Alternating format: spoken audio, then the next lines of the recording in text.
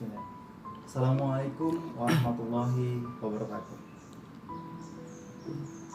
Izin memperkenalkan diri, Taruna Pertama Politeknik Imigrasi. Nama Aditya Raja Palino Siregar, NRT 2022.2647.1.02. Prodi Administrasi Keimigrasian A. Bismillah. Alhamdulillah Rabbil Alamin. Wassalatu wassalamu ala asrafil anbiya'i wal mursalin wa ala alihi wa sahbihi ajma'in. Amma ba'du. Pertama-tama marilah kita mengucapkan puji dan syukur kehadirat Allah Subhanahu wa taala yang telah melimpahkan segala rahmat dan nikmatnya kepada kita selaku hamba yang selalu senantiasa beribadah kepada-Nya. Tidak lupa pula salawat barisan salam adalah kita hadiahkan kepada junjungan Nabi besar Muhammad sallallahu alaihi wasallam yang telah membawa kita dari zaman jahiliyah hingga zaman terang-benderang pada saat ini. Pertama-tama saya ingin mengucapkan terima kasih kepada Bapak Arif Abdillah selaku dosen pendidikan agama Islam. Izinkan saya menyampaikan kultum tentang tata cara puasa yang baik dan benar. Dalam ayat Al-Quran, Allah berkalam dalam Al-Quran surah Al-Baqarah ayat 183. Bismillah.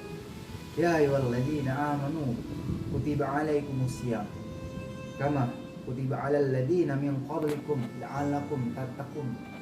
Yang artinya, hai orang-orang yang beriman, diwajibkan atas kamu berpuasa sebagaimana diwajibkan atas orang-orang sebelum kamu agar kamu bertakwa. Dalam ayat ini Allah menegaskan kewajiban berpuasa pada bulan Ramadan bagi umat Islam. Maka barang siapa yang mengingkari kewajiban tersebut maka dianggap kafir ataupun murtad. Maka oleh sebab itu siapapun yang dianggap seperti itu maka bertobatlah. Pada puasa Ramadan wajib bagi setiap muslim yang telah akil balik dan berakal sehat.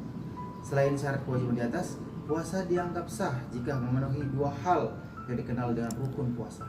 Yang pertama, niat mengerjakan puasa yang dilakukan pada setiap malam bulan Ramadan untuk puasa wajib atau hari hendak berpuasa pada puasa sunnah. Sebagian ulama di antara mazhab Maliki tidak mewajibkan niat di setiap malam bulan Ramadan, tapi cukup di awal malam bulan Ramadan dengan niat akan melakukan puasa sebelum penuh di bulan Ramadan. Niat ini tidak perlu disuarakan dengan keras karena niat tempatnya dalam hati. Selain itu, niat yang dilafalkan dengan suara keras juga tidak pernah diajarkan oleh Rasulullah SAW. Kedua, meninggalkan segala hal yang membatalkan puasa, mulai dari matahari terbit hingga matahari terbenam, semuanya dihindarkan. Sehingga seperti makan, minum, merokok, masukkan sesuatu ke dalam rongga badan, muntah dengan sengaja, bersetubuh, dan mengeluarkan mani dengan sengaja, kedatangan haid atau nifas, melahirkan anak atau kekuburan, gila walaupun sekejap, mabuk ataupun pingsan sepanjang hari, dan murtad atau keluar dari agama Islam. Adapun apabila makanan tidak disengaja, maka hal itu tidak membatalkan puasa karena hal-hal yang tidak sengaja atau hal yang tidak yang terjadi dengan begitunya tidak membatalkan puasa. Namun dalam hakikatnya dalam puasa kita mungkin pahala puasa akan berkurang. Jamaah yang dimuliakan Allah Subhanahu wa taala. Di samping hal-hal yang disebutkan di atas, ada beberapa sunnah puasa yang perlu dijaga ketika berpuasa. Di antaranya adalah yang pertama, makan sahur. Kenapa makan sahur perlu dijaga? Rasulullah SAW bersabda, makan sahurlah kalian karena sesungguhnya dalam makan sahur itu terdapat keberkahan. Hadis riwayat Bukhari dan Muslim. Yang kedua, mengakhiri makan sahur sekitar setengah jam sebelum masuk waktu subuh. Ini tersebut dalam riwayat Anas bahwa Zaid bin Sabit bercerita kepadanya, kami pernah makan sahur bersama Rasulullah SAW. Kemudian kami melaksanakan sholat. Kemudian saya bertanya, berapa lamakah waktu antara keduanya? Zaid menjawab, sekira bacaan 50 ayat. Hadis riwayat Bukhari. Yang ketiga, menyegerakan berbuka. Pada hakikatnya, ketika berbuka langsung, tidak perlu menunggu. Karena menyegerakan berbuka merupakan bentuk atau hal yang sangat dianjurkan. Karena sebagaimana sabda Rasulullah SAW, orang-orang akan tetap dalam kebaikan selama mereka menyegerakan berbuka. Yang keempat, berbuka dengan korma. Buah tersebut sangat dianjurkan. Mengapa? Karena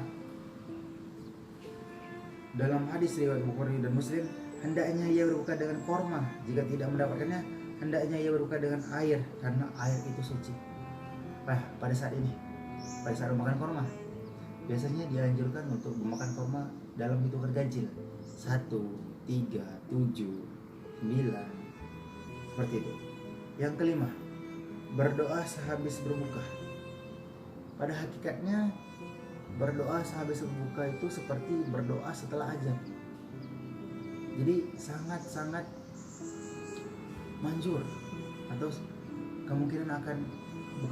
pasti akan dijawab oleh Allah Subhanahu wa taala. Karena saat tersebut termasuk waktu di mana doa mudah dikabulkan.